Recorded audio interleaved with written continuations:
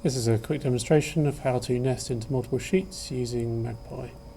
So I have here three different size sheets, all in the sheets layer, and a series of parts that I want to nest.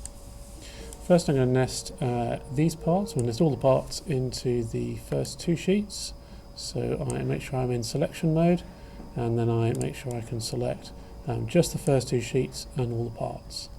I can then run a nest. I'll just run a very quick nest. And it will nest some of the parts into these two sheets. There we go. Then I can select the nest that I like the look of, and then I can say select parts which are not nested.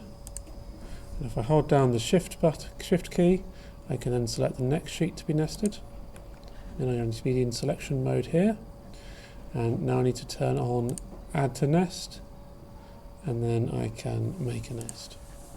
And this will nest the parts which were not nested in the previous sheets into the final sheet here. There we go.